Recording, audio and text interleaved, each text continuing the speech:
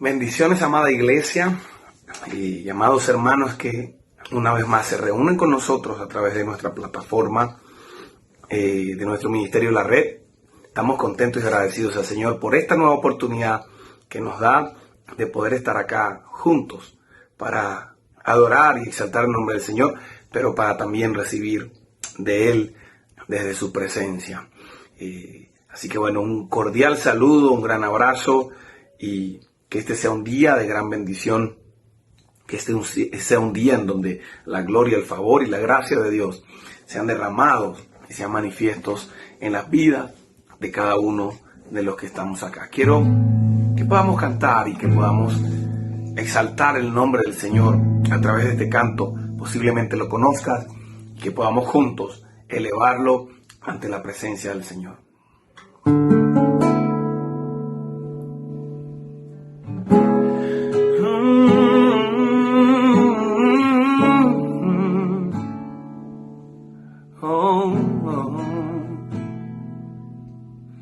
Cerca de ti yo quiero estar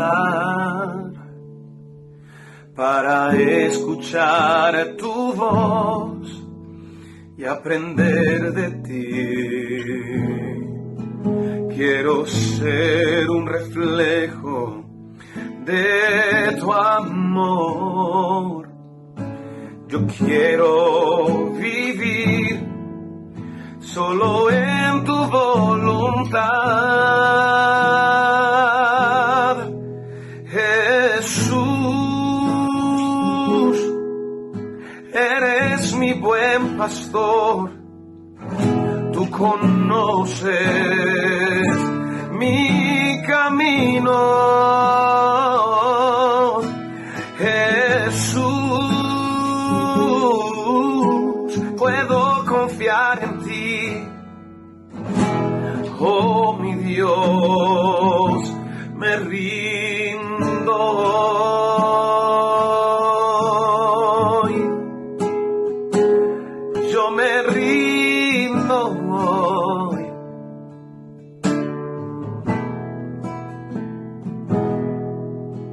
Cerca de ti yo quiero estar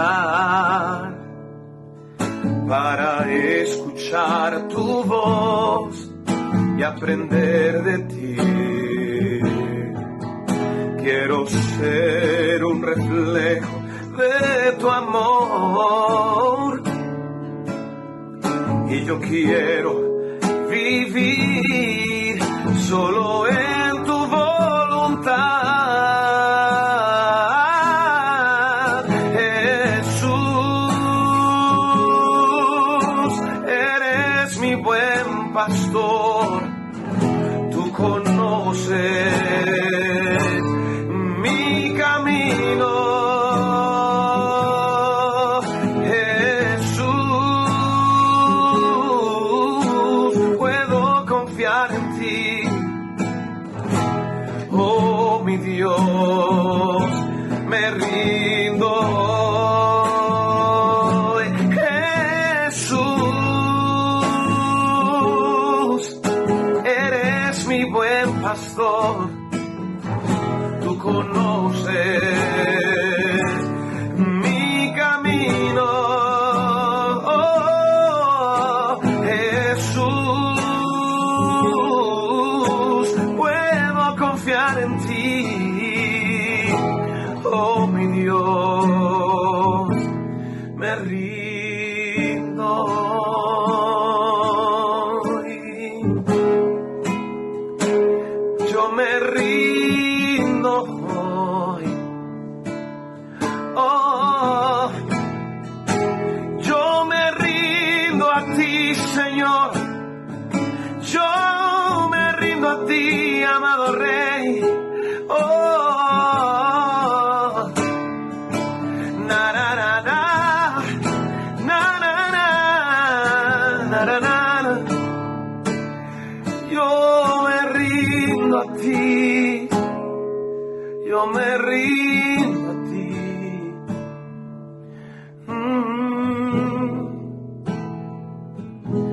Me rindo Les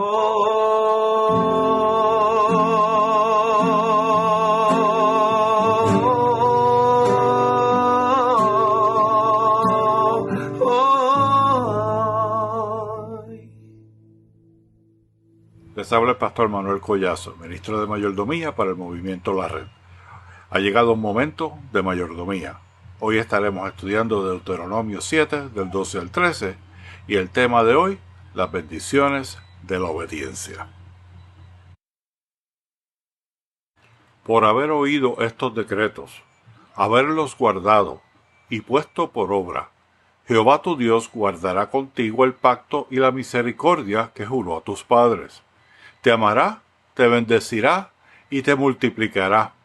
Bendecirá el fruto de tu vientre y el fruto de tu tierra, tu grano, tu mosto, tu aceite, la cría de tus vacas y los rebaños de tus ovejas, en la tierra que juró a tus padres que te daría.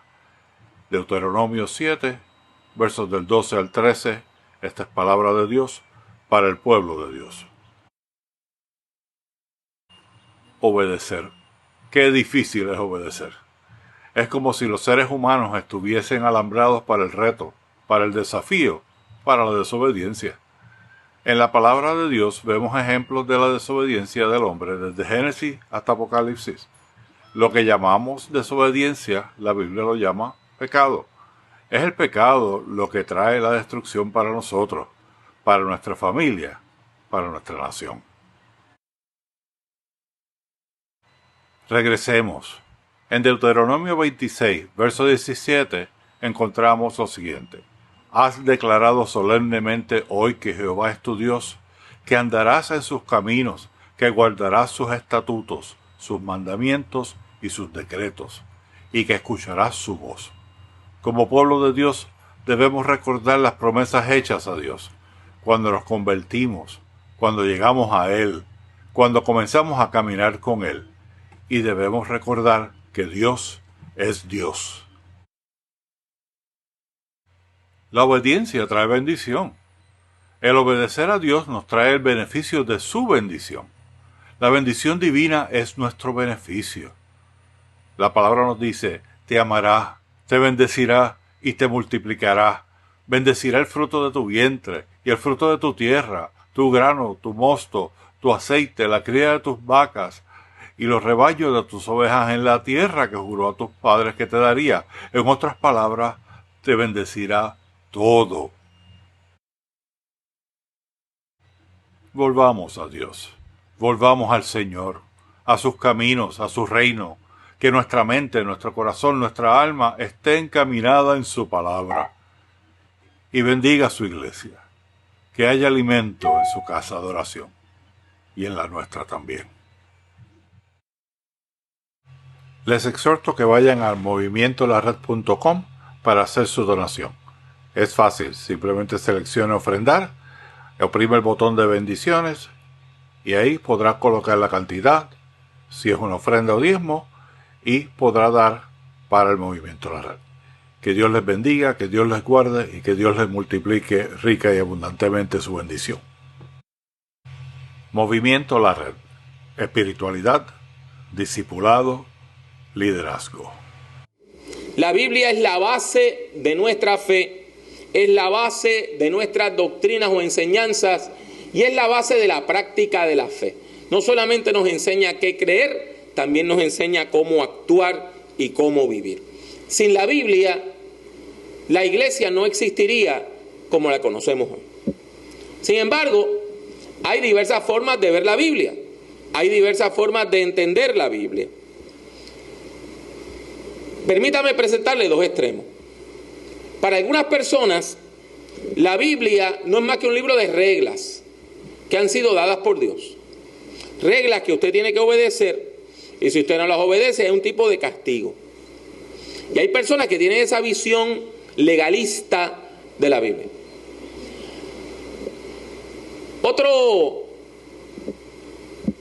Otra perspectiva, otra forma de ver esto fue escrita por un autor estadounidense que con esa mentalidad que a veces tiene el estadounidense dijo que la Biblia es como el manual del fabricante que tienen los equipos electrónicos o electrodomésticos que usted puede comprar en su casa. Usted sabe que si usted compra una aspiradora o una licuadora o una tostadora, vienen con un librito de cómo usarse. Y la mayor parte de nosotros nunca lo leemos. Y por eso después nos quejamos de que la máquina no funciona y es que usted no la sabe usar. Pues él dice que la Biblia es como el manual del fabricante que Dios, que es el creador y el fabricante, nos dio para que aprendiéramos a vivir. Sin embargo, tenemos que reconocer que hay otra visión y que hay personas que no ven la Biblia como una verdad divina, sino que la ven como una colección de historias y leyendas que ya no tienen peso o valor en nuestra cultura, que la única importancia que tiene es literaria, como una joya literaria del pasado. Y ante esos extremos, en esta ocasión yo quiero presentarle otra perspectiva. Y es que propongo que veamos la Biblia como una colección de testimonios de fe. La Biblia es una colección de testimonios de fe. Es la crónica de las experiencias que en el mundo antiguo personas y pueblos tuvieron con Dios. Y vista desde esa perspectiva, la Biblia es un documento importantísimo porque nos anima, nos exhorta y nos enseña a relacionarnos con Dios. La Biblia nos anima, nos exhorta y nos enseña a relacionarnos con Dios. Como toda historia, la Biblia tiene unos hilos temáticos. Y eso usted lo sabe. Por ejemplo, si usted ve una telenovela, cada personaje tiene como un hilo temático, como su propia historia dentro de la historia más grande. O sea que en la Biblia aparecen varias ideas teológicas, varias narrativas. Y algunas de esas historias o narrativas se repiten una y otra vez en el texto sagrado. Sin embargo, toda buena historia tiene una historia central, una trama central, un hilo narrativo central. Una idea teológica, en el caso de la Biblia, alrededor de la cual todas las otras giran. ¿Cuál es esa idea central de la Biblia? ¿Cuál es el corazón de la historia bíblica? En esta ocasión yo les propongo que la idea central de la Biblia es que el Dios misionero desea salvar a la humanidad.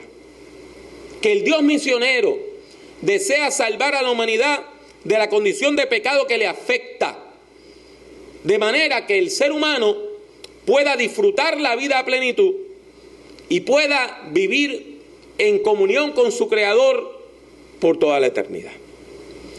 Y para constatar la veracidad de esta hipótesis o de esta idea que les estoy presentando, de esta perspectiva sobre la Biblia que les estoy presentando, quiero llamar brevemente 3 textos bíblicos como testigos.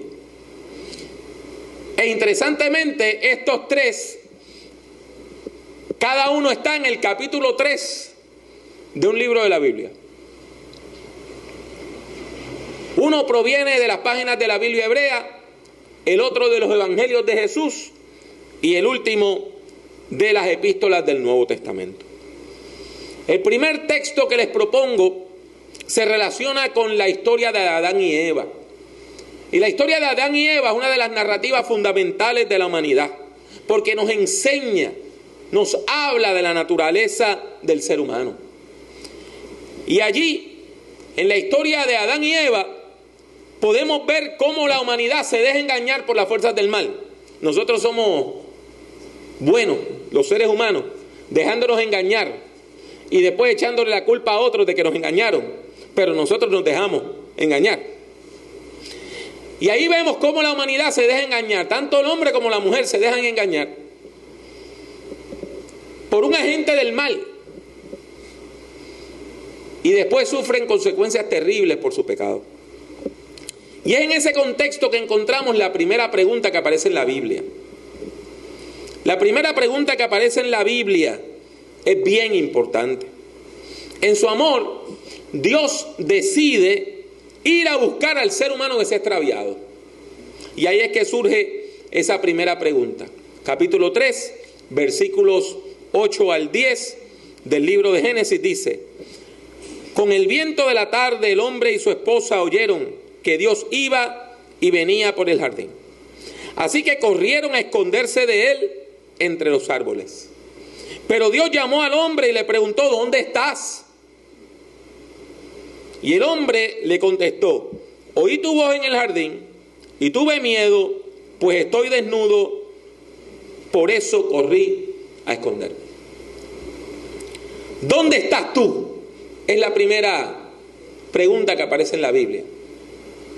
Dios le pregunta al ser humano: ¿dónde estás tú? Y la respuesta de Adán es terrible, porque mire dónde él se ubica. Él no dice: estoy aquí debajo de un árbol. Él no dice: estoy cerca del pozo. Estoy en mi bohío o en mi cueva. Él se ubica en el miedo, en la desnudez y en la fuga. La respuesta que da Adán es una respuesta existencial. ¿Dónde tú estás? Es una pregunta de un sitio, no de un estado de ánimo. Si usted me llama por teléfono y me pregunta: pastor, ¿dónde está? Yo le voy a decir: estoy en el auto, estoy en mi casa, estoy en mi oficina, estoy en la iglesia, estoy en casa de mi suegra. Pero si usted me pregunta: ¿dónde tú estás? Y yo le digo: estoy muerto de miedo. Esa es una respuesta existencial, no una respuesta de ubicación.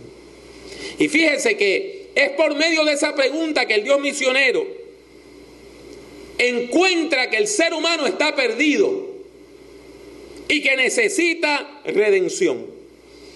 Y Dios hace esa pregunta para dejar claro que desea librar al ser humano del pecado, del poder del pecado, de las consecuencias del pecado y de las consecuencias del mal. El segundo texto que traigo a su consideración para apoyar la idea central de mi sermón proviene del Evangelio según San Juan y es probablemente el texto más conocido de toda la Biblia. Se supone que usted lo sepa de memoria. Si no lo ha memorizado, hágalo hoy. Juan 3:16. Juan 3:16 es tan importante que para muchas personas es el resumen perfecto del Evangelio de Jesucristo. Leído en la traducción en lenguaje actual, le voy a leer el 16 y el 17, que dicen: Dios amó tanto a la gente de este mundo que me entregó a mí, que soy su único hijo, para que todo el que crea en mí no muera, sino que tenga vida eterna. Porque Dios no me envió a este mundo para condenar a la gente, sino para salvarla. Si algún texto deja claro el carácter del Dios misionero, es este texto. Es este pasaje bíblico que recalca que de tal manera Dios nos amó, que el amor de Dios fue tan y tan grande que Dios estuvo dispuesto a sufrir para que nosotros no sufriéramos más.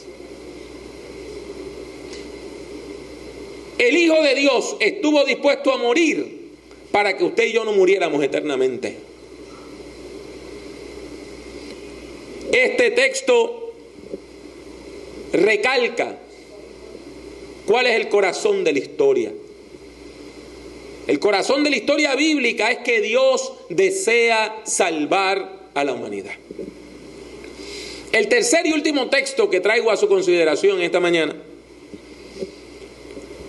proviene de una epístola que usted y yo rara vez leemos, pero que es importante como todos los textos bíblicos. Me refiero a 2 de Pedro, capítulo 3, versículo 9.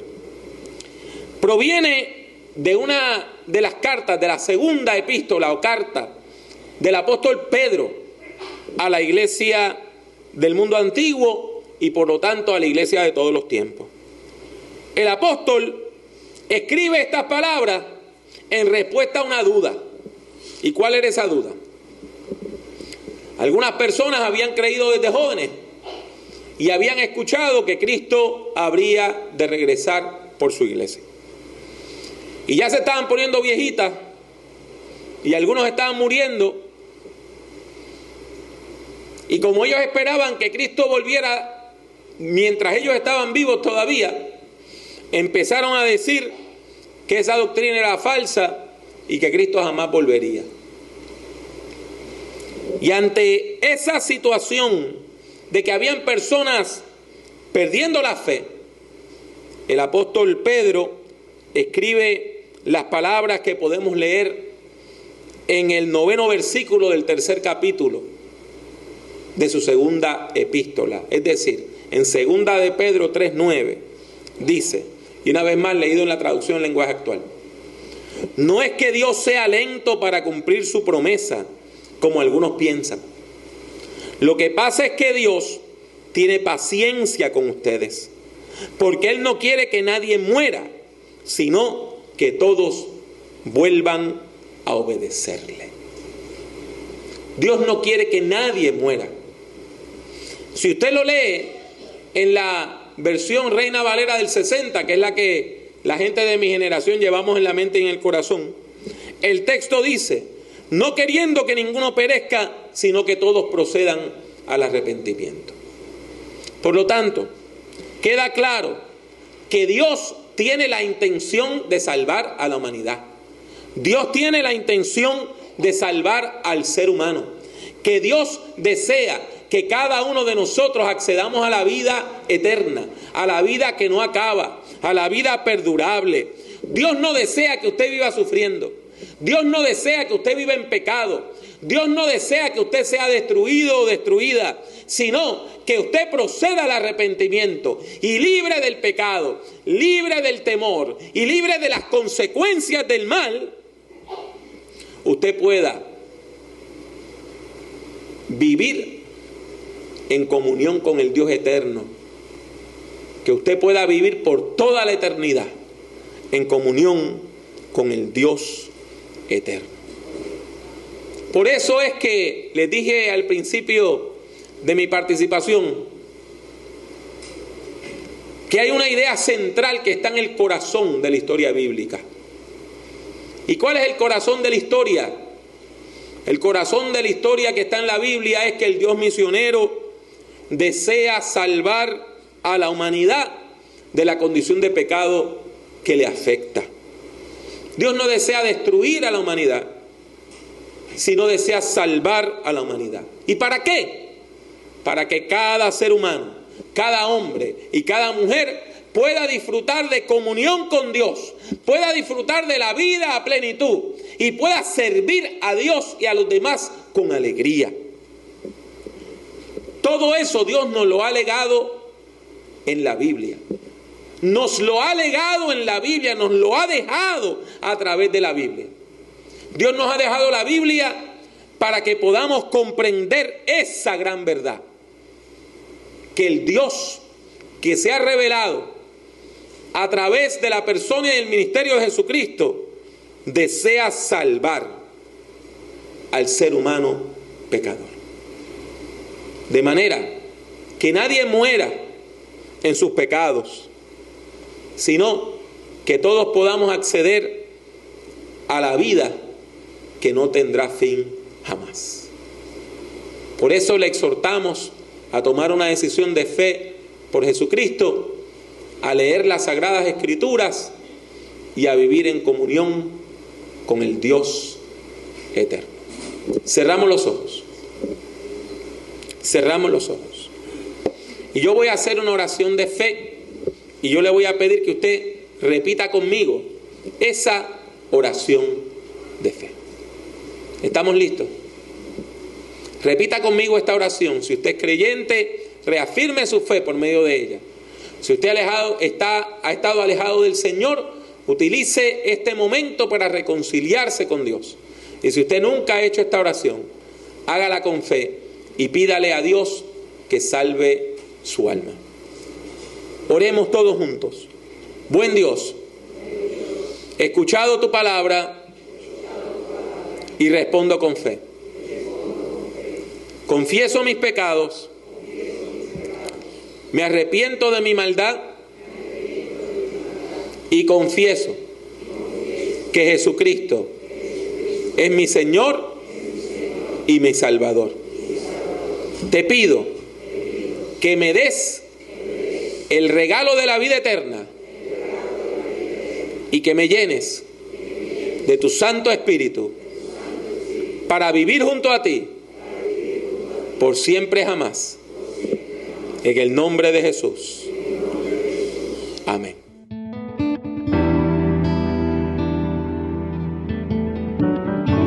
Únase al Movimiento La Red visitando nuestra página web www.movimientolared.com. Busque el Movimiento La Red en Facebook y suscríbase a nuestra página oprimiendo el botón de like, me gusta. El Movimiento La Red es una comunidad de fe que se reúne a través de las redes sociales. La participación es libre y voluntaria. Está abierta tanto para ser su principal comunidad de fe como para enriquecer su vida espiritual.